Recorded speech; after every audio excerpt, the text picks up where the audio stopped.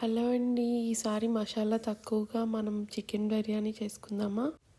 నేను ఒక 12 chicken drum sticks తీసుకున్నాను. దాంట్లో ఒక హాఫ్ టీ స్పూన్ పసుపు, టేస్ట్‌కి సరిపోను సాల్ట్, అలాగే ఒక 3 టేబుల్ స్పూన్స్ కారం, అలాగే 2 table spoons ginger garlic paste వేసి అండ్ అలాగే ఒక half tea spoon biryani masala. నేనైతే మొగలాయి బిర్యానీ మసాలా తీసుకున్నాను. అవన్నీ ఒకసారి మ్యారినేట్ చేసుకొని ఆ తర్వాత ఒక 2 టేబుల్ స్పూన్స్ కర్డ్, అలాగే ఒక హాఫ్ లెమన్ జ్యూస్ కలిపి మ్యారినేట్ చేసి పెట్టుకుంటాను. ముందు రోజు నైటే మ్యారినేట్ చేసి ఫ్రీజర్లో పెట్టుకుంటాను. టైం ఉంటే కనుక ముందు రోజు చేసుకోవడమే బెస్ట్. ఇంక మీకు లేదు అంటే ఒక హాఫ్ అన్ అవర్ అని టైం ఇస్తే కొంచెం ఫ్లేవర్స్ పడతాయి.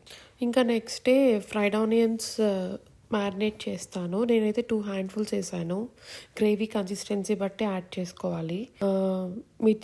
పచ్చిమిర్చి ఒక 12 అలా తీసుకున్నాను. స్పైస్ తక్కువ ఉన్నాయి మిర్చి, అందుకోసమే నేను ఎక్కువ తీసుకున్నాను ఇక్కడ.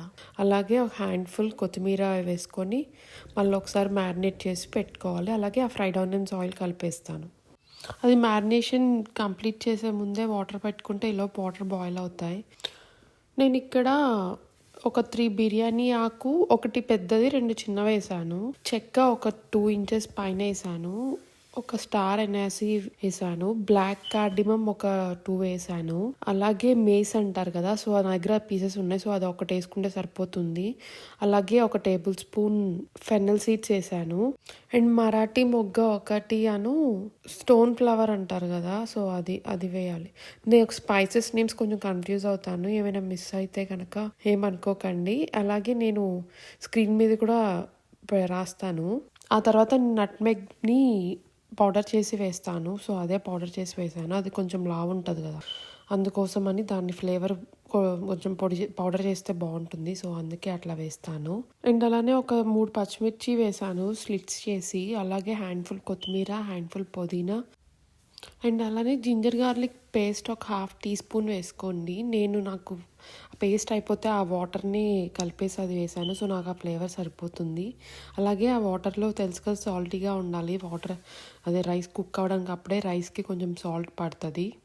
ఒకసారి దాన్ని సాల్ట్ చెక్ చేసుకోవడానికి ఒకసారి బాగా కలిపి సాల్ట్ చూసుకోవాలి. ఒకవేళ నాకు ఇక్కడ సాల్ట్ సరిపోలేదు, అందుకే నేను మళ్ళీ సాల్ట్ వేసాను. నేను ఇక్కడ షాజీరాను, గ్రీన్ యాలక్కాయలు మర్చిపోయాను, సో అవి మధ్యలో వేసాను. ఇంకా అన్నీ వేసాక బాగా బాయిల్ అవుతున్న టైంలో నేను ఒక హాఫ్ లెమన్ జ్యూస్ కూడా వేసాను దాంట్లో. ఇంకా తర్వాత ఇది కూడా అయిపోయాక మా ఇంట్లో అవి తగిలితే ఇష్టం ఉండదు, సో ఎలాగో అదంతా దిగిపోతుంది కాబట్టి అదంతా నేను తీసేస్తాను అడగంటితో. ఇంకా లెమన్ జ్యూస్ కూడా వేసాక నేను ఒక హాఫ్ టీ స్పూన్ ధనియాల పొడి వేస్తాను. అలా వేస్తే రైస్కి ఫ్లేవర్ వస్తుందని బాగుంటుంది, నాకు అలా నచ్చుతుంది. సో మీరు కూడా ట్రై చేయండి. నేను ఇక్కడ 4 కప్స్ ఆఫ్ రైస్ సోక్ చేశాను. నేను రైస్ వేసే క్లిప్ కూడా మిస్ అయింది. ఇంకా రైస్ కుక్ అవ్వడం స్టార్ట్ అయ్యాక మనకి రైస్ పైకి తెలుతుంది, సో అప్పుడు ఒకసారి చెక్ చేసుకుంటే మనకి మ్యాక్స్ అయిపోతుంది. నేనైతే 90% కుక్ చేస్తా, జస్ట్ లైట్గా పొలుకున్నదే ఉన్నప్పుడు వేసేస్తాను. ఇంక రైస్ కుక్ చేసాక పక్కనే ఇంక మ్యారినేట్ చేసిన దాన్ని ట్రే పెట్టుకొని దాంట్లో రైస్ లేయర్స్ వేస్తున్నాను. ఇంకా రైస్ లేయర్స్ వేసాక నాకు మధ్యలో నేను ఫ్రైడ్ ఆనియన్స్ కొంచెం కొత్తిమీర, కొంచెం పుదీనా, అలానే సాఫ్రాన్ని నేను ముందే మిల్క్లో సోక్ చేసి పెట్టుకున్నాను. సాఫ్రాన్ అంటే కుంకుమ పువ్వుని పాలలో సోక్ చేసి పెట్టుకున్నాను, సో వాటిని నేను లేయర్స్ పైన వేస్తాను. ఇంకా అవి వేసాక పైన టిష్యూని వెట్ చేసి రైస్ డ్రై అవ్వకుండా టిష్యూ ర్యాప్ చేస్తాను. అది చేశాక పైన అల్యూమినియం ఫాయిల్తో మాది చిన్న ఫాయిల్, సో మేము 2 sides 2 layers వేసుకోవాలి. మధ్యలో ఒకటి సేఫ్ సైడ్ లీక్ అవ్వకుండా స్టీమ్ ఎక్కడ పైన ఇంకొకటి వేస్తాము. ఇంకా అది అలా చేసి ఓవెన్ 475 degrees పెట్టి బేక్ 1 hour తర్వాత మన బిర్యానీ రెడీ.